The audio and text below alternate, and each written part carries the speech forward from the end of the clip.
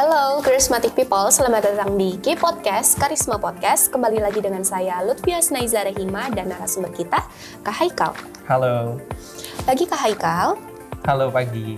Gimana nih Kak kabarnya pada pagi hari ini? Alhamdulillah hari ini kabarku baik dan bahagia. Alhamdulillah. Boleh nggak sih Kak ceritain dikit tentang latar belakang Kak Haikal, dari mana Kak Haikal berasal, terus juga prodi apa sih yang Kak Haikal pilih di Fakultas Ilmu Komputer ini? Oke, untuk kalau berbicara terkait latar belakang aku berasal dari Pulau Timur sana, yaitu Lombok, khususnya Lombok Timur. Dan sekarang aku menempuh prodi Teknik Komputer di Fakultas Ilmu Komputer UB. Kalau boleh tahu, aku kepo dikit nih Kak, kenapa milih Filkom jauh-jauh dari Lombok? Oke, kenapa milih Filkom gitu ya? Iya. Tentunya waktu lulus SMA itu aku kayak nemu momen kayak bingung gitu untuk menentukan jurusan. Cuman setelah aku pikir-pikir, diskusi sama keluarga, akhirnya kayak komputer itu salah satu bidang yang nggak akan pernah habis untuk dibahas. Sehingga langsung milih Filkom dan Tekkom UB gitu. I see. Aku juga sih Kak, kayak komputer itu menarik banget dan juga bakal terus diulik kan untuk kedepannya. Iya benar, nggak akan ada habisnya. Terus selama Kak Haikal menjadi mahasiswa, kakak ada prestasi yang paling memorable gitu nggak sih Kak? Oke, kalau yang paling memorable mungkin menurutku yang paling beda dari yang mungkin aku ingat, yang aku ikutin tuh, yang pertama mungkin ini sih lomba Deep Apps, itu Deep Learning Apps yang diselenggarakan ITS. Itu aku ikutin, ini kenapa sangat memorable karena rentang waktunya sangat lama aku jalanin, yaitu selama 6 bulan sama temanku. Dimana posisiku di situ sebagai product manajernya. I see. Iya, terus kalau yang memorable lainnya ya mungkin sama seperti Reza tadi, yakni ikut lomba KTI di Lombok. Ya sekalian pulang kampung lah gitu. Oh iya, bener juga ya Kak, sekalian pulang kampung. Aku kepo dikit nih Kak, masalah product manager itu role-nya ngapain aja sih? Nah, kalau product manager yang pertama kalau itu ya mungkin tugasnya itu kayak amburadul juga sih dari timku, masih kayak kita bangun idenya bareng-bareng. Mungkin dari aku idenya terus kita diskusikan dari situ, terus sama kayak survei pesaing kita ataupun pesaing dari ide aplikasi yang mau kita buat ini kayak gimana, terus kayak jalannya aplikasi itu kayak gimana kita yang nentuin, kayak gitu sih secara umum. I see. Kalau selama mengikuti perlombaan gitu, ada nggak sih Kak rintangan atau hambatan mungkin dari mekanisme lombanya itu atau dari tim atau gimana gitu Kak? Oke, kalau ngomongin hambatan atau rintangan tuh pasti ada ya. Di apapun yang kita ikuti, terutama juga lomba, itu macam-macam rintangan pasti ada. Seperti kayak adanya sebuah masalah yang mungkin kita nggak duga nih waktu awal-awal mau ikut lomba. Kayak ada kesulitan dalam membangun sistem dan lain-lain. Terus ada juga yang paling sering itu masalah komunikasi sih sama anggota tim. Itu sangat krusial menurutku. Kalau kita nggak bisa handle, itu mungkin bakal jadi kayak tim kita nggak akan kerja secara maksimal. Jadi yang pertama mungkin paling penting nih untuk semua teman-teman. Yang pertama kalau ikut lomba secara tim itu yang diperhatikan tuh komunikasinya sama anggotanya. Nah, sehingga kalau komunikasi itu lancar, insya Allah untuk pemecahan masalah berikutnya itu bakal lancar aja. Seperti itu.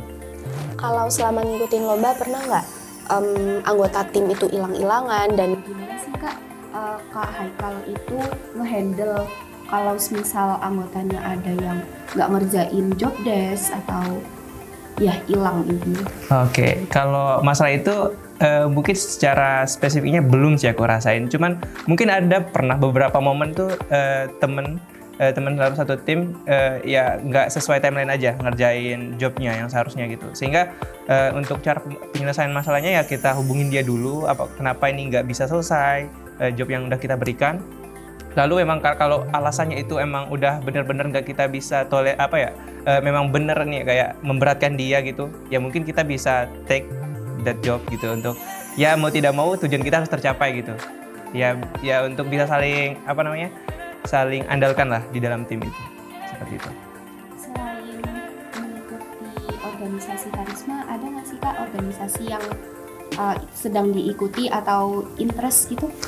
Oke, kalau yang sedang aku ikuti sekarang itu mungkin it's not an organization, tapi ini sebuah program yang diselenggarakan oleh Talenta Foundation sama UNESCO Jakarta, yaitu program Yearstra namanya. Itu kayak program untuk research yaitu difasilitasi sama UNESCO dan Tanoto tadi. Itu kita difasilitasi untuk melakukan riset, ya terutama untuk mahasiswa-mahasiswa dari mitra kampus mereka gitu, kayak UB termasuk. Sehingga di sana itu kita dibagi kayak tema kita apa. Nah, kebetulan aku dapat tema pendidikan inklusi gitu. Jadi di situ kita work secara tim, nggak hanya dari Filkom saja mungkin. Kalau aku temennya dari HI, dari VIA kayak gitu. Jadi kami collaborate buat apa sih yang kita bisa lakukan untuk inklusi pendidikan ini. Terutama risetnya kayak gimana gitu. Nanti yang pada akhirnya kan kita sampaikan ke pihak-pihak yang berwenang kayak gitu. Nah mungkin seperti itu yang sedang aku ikuti selain Karisma. Oh iya, aku kepo dikit nih Kak. Kalau misalnya pas ada kegiatan seperti itu kan kayak kita tuh butuh dedikasi waktu. Nah, gimana Kak Haikal itu bagi antara studi yang mungkin tugasnya juga masih ada dan nggak bisa didelegasikan kan Kak? Kemudian organisasinya gimana dan juga persiapan untuk kompetisi-kompetisi yang sedang diikuti? Oke, kalau aku mungkin untuk menyusun waktu seperti itu, mungkin aku buat hierarki dulu. Hierarki artinya kayak yang mana harus aku prioritasin terlebih dahulu. Kalau sampai sekarang, dari semester 1 itu, aku udah mikir kayak yang paling atas itu tugas kuliah. Tugasku untuk kuliah karena ya aku masuk sini itu untuk belajar kayak gitu. Terus selain itu ya aku juga sadar pengen ngembangin diri. Nah itu aku taruh mungkin di bawahnya gitulah. Jadi misalnya ada bentrok nih satu waktu, ya mungkin aku harus pilih kuliah ini kalau nggak bisa izin seperti itu. Lalu untuk manage waktunya kadang ngacak sih, aku kadang pakai Google Calendar ataupun Notion kayak gitu. Cuman kadang juga kalau lagi renggang gini, kalau nggak terlalu banyak aktivitas, aku nggak pakai yang kayak gitu. Jadi langsung kerjakan, udah selesai. Yang artinya kita masih ada spare waktu yang nggak terlalu ngikat. Jadi aku nggak pakai kayak tools Notion sama Google Calendar tadi. Oh iya, aku ada pertanyaan yang cocok banget nih. Kan kebetulan tadi Kak Haikal sempat ada diskusi masalah pendidikan. Menurut Kak Haikal, gimana sih perkembangan pendidikan di Indonesia dan juga apa harapan Kak Haikal untuk pendidikan di masa yang akan datang? Oke, kalau menurutku ya, yang aku lihat pendidikan di Indonesia, menurutku maju dalam artian sekarang tuh sudah gencar-gencarnya memberikan beasiswa bagi anak muda yang berprestasi atau punya bakat. Ya semisal mungkin kalau zaman dulu setauku itu sangat sulit untuk orang-orang terutama anak muda untuk mendapatkan beasiswa itu. Tapi untuk sekarang kayak semua beasiswa itu terbuka aja, bebas untuk kita ikuti.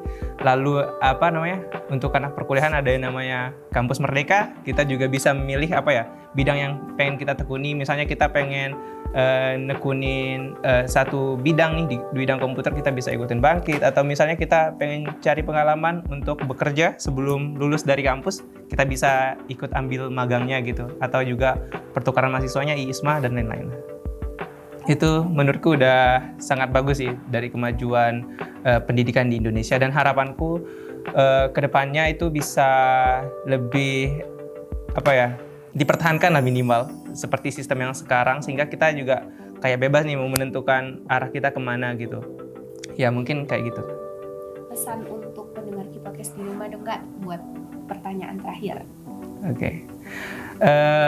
Untuk teman-teman Kipodcast, di sini mungkin yang aku mau sampaikan itu adalah kemungkinan untuk menang itu hanya didapatkan oleh orang yang mengambil resiko untuk mencoba. Sehingga kalau kita tidak mencoba apapun itu tidak akan memberikan kita sedikit kemungkinan untuk menang. Sehingga kalau mau menang harus mencoba.